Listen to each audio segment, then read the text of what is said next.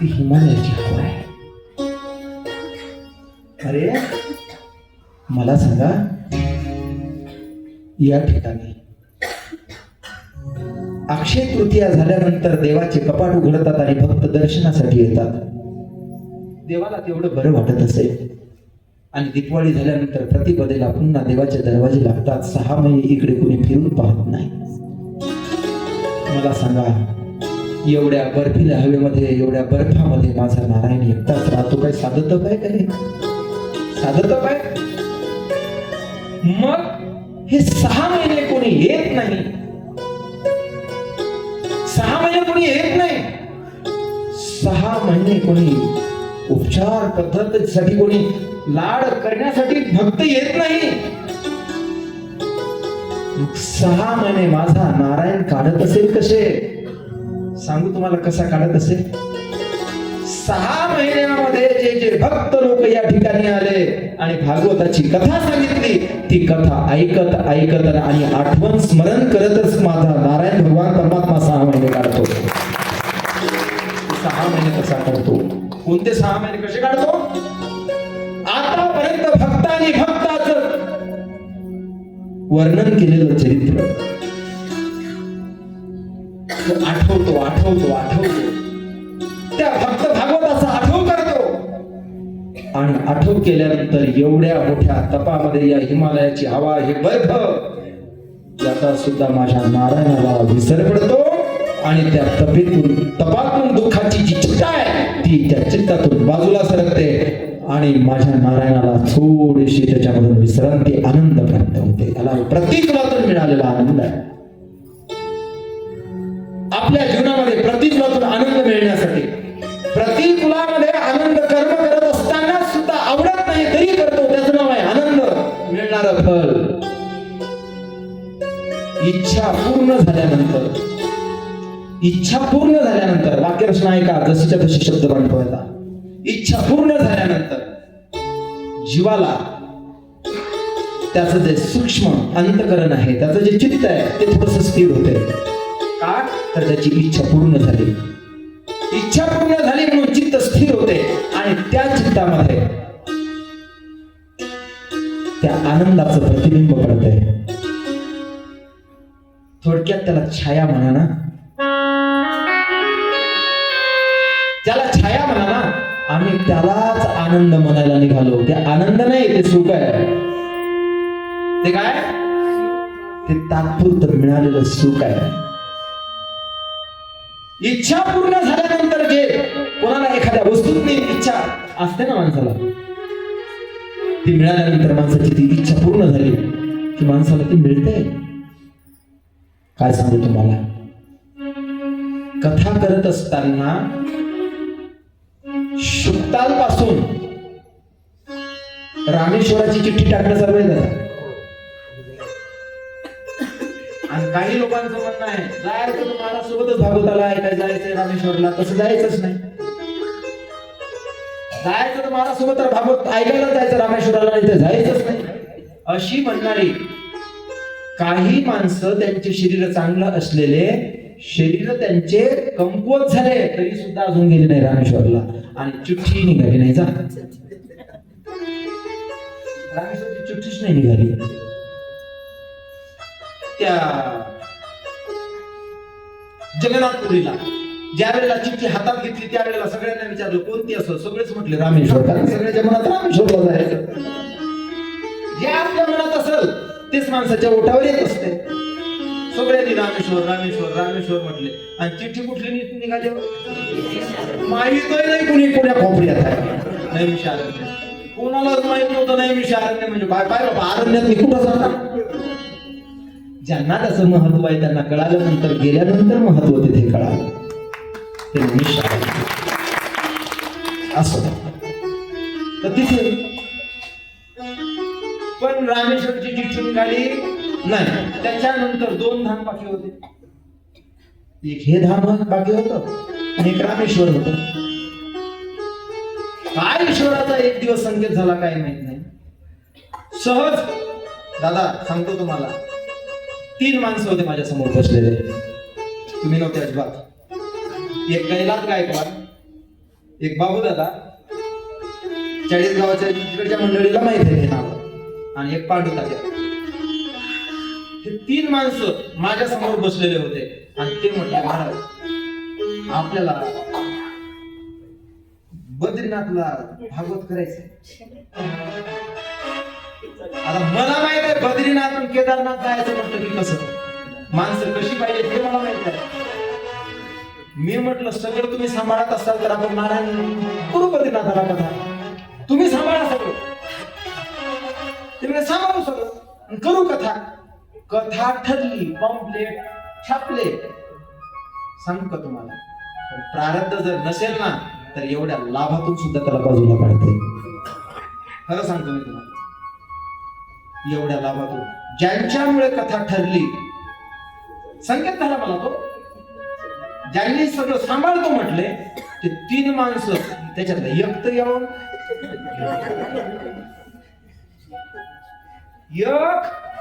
मग ते आले नाहीत का? ज्या दिवशी आपण हरिद्वारला उतरलो त्या दिवशी ते हरिद्वारातून परत निघाले. पण सांगू का तुम्हाला, या भूमीमध्ये भागवत ऐकण्याचा लाभ प्राप्त त्यांच्या जीवनामध्ये नाही प्राप्त झाला. कशामुळे माहित नाही, कशामुळे माहित नाही. इच्छा त्यांची, संकेत मला, आणि ऐकणारे तुम्ही.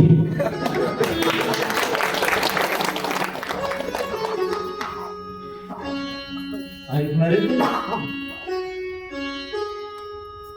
याला म्हणतात सहज पडलं दंडवत घडलं, अशी गोष्ट तुमची झाली.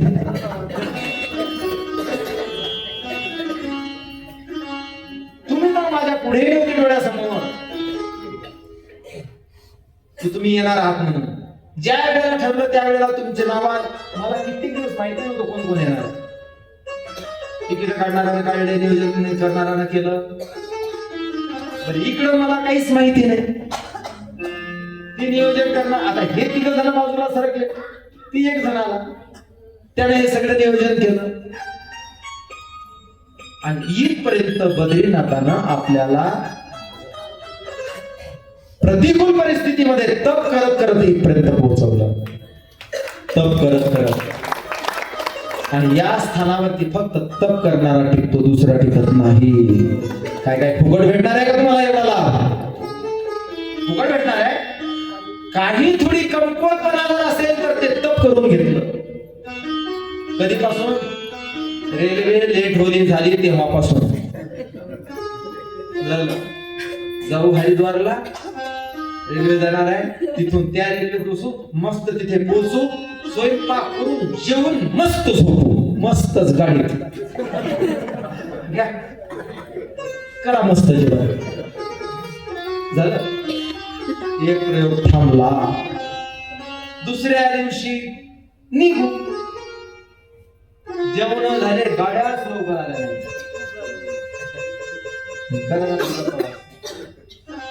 यमुनेला किती वाजता पोहोचणार होतो, कधी पोहोचलो?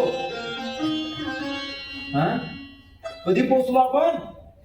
दुसऱ्या दिवशी पोहोचलो. पोहोचल्यानंतर दर्शनाला लागलो, दर्शनाहून खाली उतरलो, पुन्हा गाड्यात बसलो. सगळ्यात लेट येणारा ग्रुप आपलाच. सगळ्यात लवकर चढायला सुरुवात आपलीच झाली, सगळ्यात लेट आपणच आलो. कधी पोहोचावा आता कामावर, कधी करा जेवण. झालं. तिथे यमुनेत निघाल्यानंतर तप. आता ज्याच्याकडे सात्विक धैर्य असेल त्याचा आनंद मिळाला, आणि ज्याच्याकडे सात्विक धैर्य कमी पडलं त्याच्या डोक्यात एकच, बाबा वेळेवर चहा नाही. दादाला तर सकाळीच पाहिजे खायला बाबा चहा. काय घर आहे का ते दादा? आपलं ड्युटीवर जायचं की डब्बा हजर. इथे तप आहे, तप करावं लागतं. तप आणि तप ही पतिशिवाय होत नाही. ज्यानं तप केलं त्याला पद प्राप्त होते. ज्यानं तप केलं त्याला पद प्राप्त होते, आणि ज्याच्या जीवनामध्ये पद प्राप्त त्यालाच होते, त्याच्याच जवळ टिकून राहते पद, ज्याच्या जीवनात पद आहे. पद आणि उलट करा, ज्याच्याकडे पद आहे, ज्याच्याकडे तप आहे, त्याच्या जीवनामध्ये हा आनंद प्राप्त होऊ शकतो. त्याच्या जीवनामध्ये मला काय लक्षात आलं?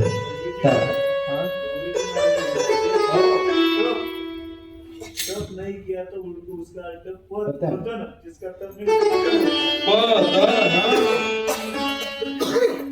मी सांगत असताना निगेटिव्ह बोलत नाही, पॉझिटिव्ह बोलतो. पद पद म्हणजे नियम. पद म्हणजे नियम.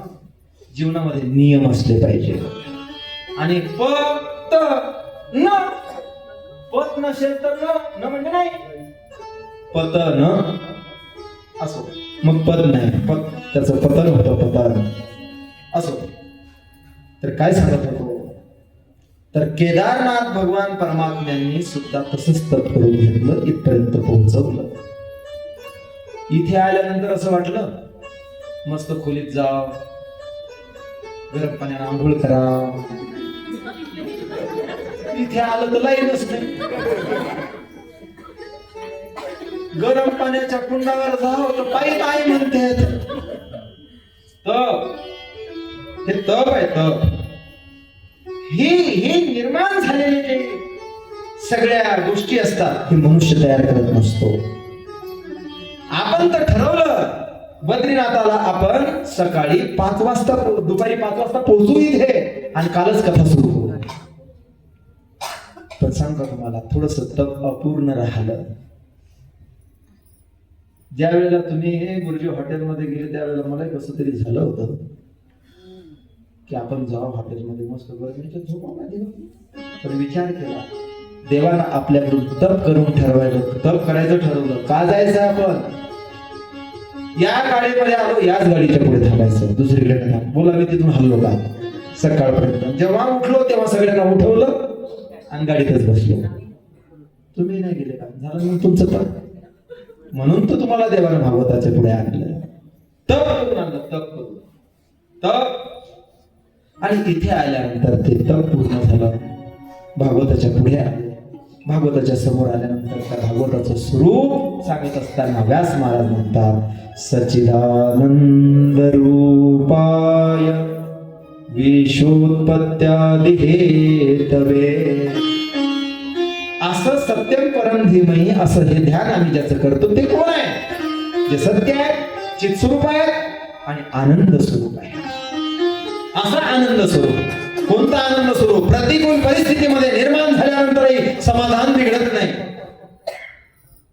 समजून घ्यावा आम्हाला आनंदाची, त्या सत्याची आम्हाला अनुभूती आली. प्रतिबिंब आमच्यावरती त्याचं चित्तावरती प्राप्त झालं. आलं लक्षामध्ये? चित्त विचलित झालं की ते प्रतिबिंबित जर असेल आणि चित्त विचलित झाल्यानंतर ते मिळालेलं सुख त्याच्यातून बाजूला सरकतो, कारण ते सुख आहे. आणि एक वेळ जर आनंद मिळाला तर ते कधीच बाजूला सरकू शकत नाही. मला सांगा बिंब आहे ते कधी संपेल? बिंब कधी संपेल? पण प्रतिबिंब ज्याच्या आश्रित ते प्रतिबिंब आहे ते आश्रय संपला की प्रतिबिंब समाप्त होते, पण बिंब मात्र जसंच तसं राहते. ज्ञानोबा ज्ञानेश्वरीमध्ये या एक दृष्टांत देतात या संबंधाला. पडून गेली या भिंती चित्राची होय केवळ माती. काय ज्ञानोबराची दृष्टी आहे. हा बिंब प्रतिबिंब वाढाया.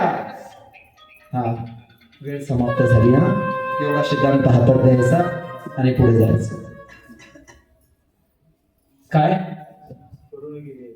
चित्राची केवळ होय माती. त्या चित्राला संपवण्यासाठी काही करण्याची गरज नाही.